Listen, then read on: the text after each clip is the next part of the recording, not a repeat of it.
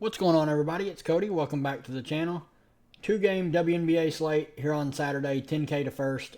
Early start time, so definitely don't miss that. We'll be live before lock, 30 minutes before tip for this early game. Let's look at my lineup for tonight.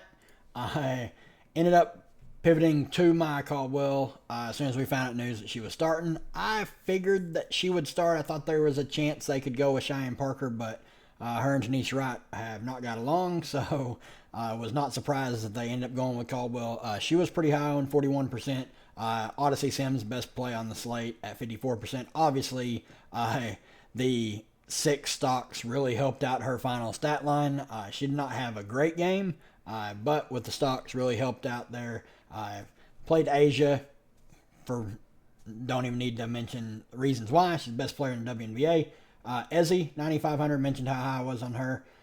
Kennedy Carter, always in play, and landed on Talbot as last player in over Camila Cardosa and Big T. And Big T had a really good game, so we'll see how that ends up. But should be live for a decent return, depending on how these two late games go, and if that game doesn't blow out. But let's look at the odds for these two games, and then we'll break it down team by team.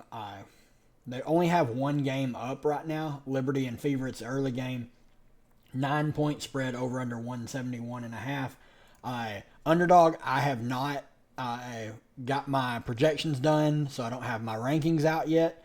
If you want to know my personal rankings, I will put them in the Discord a little bit later on tonight, so people can draft tonight and in the morning. But just early look with Fee doubtful to play. She's not going to play, so we can just call her out. Dolson is still questionable with the illness, so draft her with caution, especially where she's going to be going. It's really risky to pick her because if she does not play, you're pretty much just dead drafting in the late second, early third, and you just lose that draft pick. That's really rough. First glance, Alana Smith at 37 or 39.7 projection seems really high, even without Fee. That just seems kind of high in my opinion. Obviously, would be a big tick up if Dolson's out for like Misha Hines Allen, Emily Ingsler, and Aaliyah Edwards. But I'll have my rankings posted a little bit later on tonight if you want to check them out in the Discord or build your own and go from there. If you have any questions about rankings or anything, just shoot me a message in Discord. But let's look at these two games, break it down team by team, and we'll get out of here. On the New York Liberty side, Baby Sabali is questionable. She's not out. She's been out since the end of May. So they need her back. I would expect her to be extremely limited when she does come back, but would mean a couple less minutes to Brianna Stewart and Jonquel Jones. Obviously, if Sabali's out, they only have three bigs. Stewie will play just crazy, huge minutes. Obviously, last game out, she put up 51 fantasy points and shot 5 of 20. So, huge upside, and a player like Brianna Stewart plays massive minutes. If Baby Sabali is out, would expect 37 or 38 again. Jonquel Jones, big upside. Anytime she takes over 10 shots, always mention this. She has a big ceiling because she's going to pitch in the peripheral stats no matter what. And anytime she shoots the ball well, she's always efficient. Anytime she shoots it over 10 times, she can get there. Playing low 30s minutes, but still fantastic play. Matchup could not get any better for either of those two. Sabrina at 10.3K was questionable with an illness and went absolutely nuts. Sandy Brondello mentioned how she was probably going to limit Sabrina Ionescu, and she played 37 minutes. Shot 20 times. The usage has just been insane for Sabrina of late, and she's going up against Caitlin Clark. She's going to want to put on a show just like Clark will, so have no issue getting to Sabrina at 10.3K. Benaj Laney, 7,800. Don't mind her for tournaments. Courtney Vandersloot, 6,500. Looks pretty good for tournaments. Minutes have not been the best since she returned, but I would expect them to start to tick back up, get into that mid-20s range. Thornton and Phoebich, they're fine off the bench. The prices aren't the best. They're going to go with the hot hand. Like Fibic played 26 minutes last time out.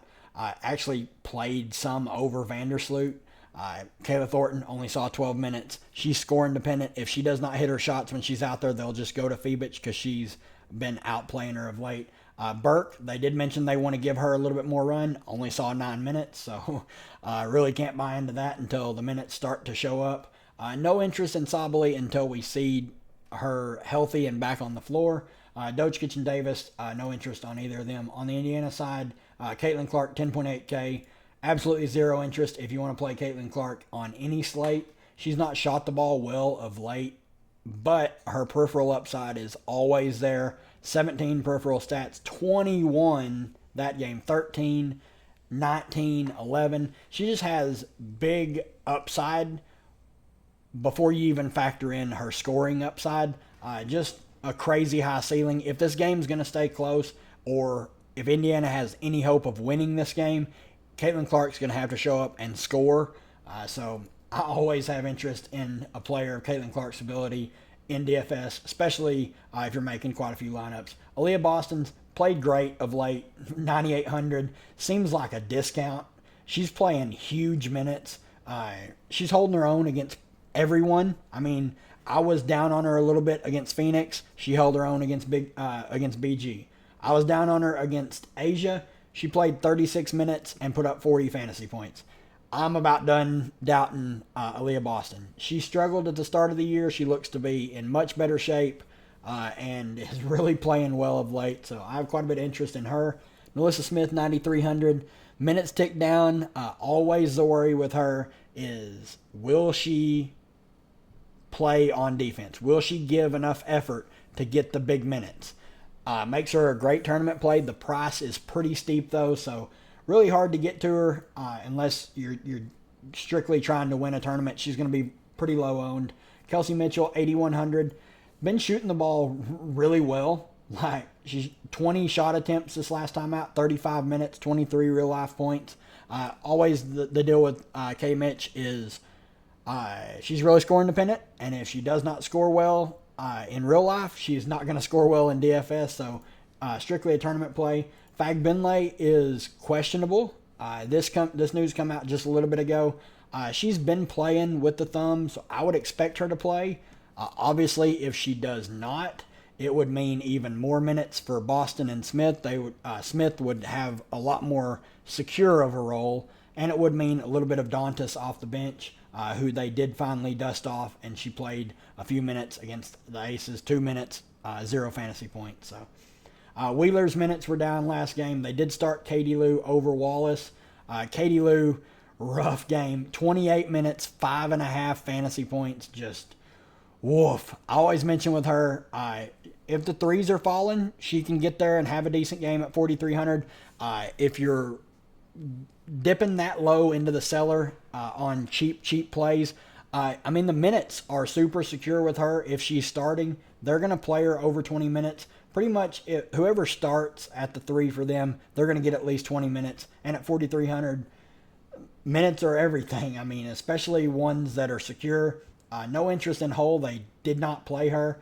Saxton, Berger have not been playing. Really hard to get to Wallace. Minutes have been just evaporating quick. I mentioned Dantas would only have interest in her if Fag Binley's out, and the interest would be pretty minimal. Washington at Minnesota is the late game tomorrow. Lots and lots of news for this game. Going to be a fun slate because Locke is at noon, and then this game starts at 7 o'clock tomorrow night, and this is where all the news is going to be. Atkins, 9K, had a solid game against the Aces, only played 28 minutes. The peripheral stats were not there. Scored 18 real life points, so if she's going to score, the peripherals will come, so I don't mind playing her in tournaments. Stephanie Dolson, 8,700, is questionable still with the illness. If she plays, I'm not paying $8,700 for Stephanie Dolson, who's could be limited due to her illness. It is flu-like symptoms too, so they're keeping her away from the team. Like, she's traveling with them, but she's not with them. I just can't pay that price tag for her. If you want to play her at that, cool. Minutes are ticking down. I'm out at that price point. Misha Hines Allen, 8K. Obviously, the game that I play her at, she plays 19 minutes and puts up a fantasy point per minute, so I wasn't upset about that. It was the fact that she only saw 19 minutes that tilted me. But at 8K, it's pretty steep. Would only consider her if Dolson is out. Aaliyah Edwards, 7,400, saw 23 minutes. Did not have as good of a game against the Aces as she did the last time, but would have interest in her if Big Mama Steph is out. SWK has been really good of late. She got there in garbage time. She piled up the stats in the last 5 minutes of the game last night. Saw 25 minutes, so the minutes did tick down on her, but usage has still been there. She's getting the peripheral stats, and she can put the ball in the basket, which not a lot of players on Washington can. They've had a lot of injuries, so they need scorers whenever they can get them. So I do have some interest in SWK. Van Loo, 6,900, shot abysmally. That's just what you're going to have these games with Julie. She's hit or miss. If the shot's falling, she can have a decent game. If it's not, she's probably not going to pay off her salary. Emily Inksler, 6,700, price went back up. Would only consider her if Big Mama Steph is out. She saw 26 minutes. Yes, a lot of those were late in the game in the blowout, but she got there because of she got there in the blowout. 32 fantasy points in 26 minutes. She's a good fantasy point per minute player. Don't mind her, assuming Dolson is out. Melbourne, another one that got there. The blowout really helped, but 21 fantasy points in 21 minutes.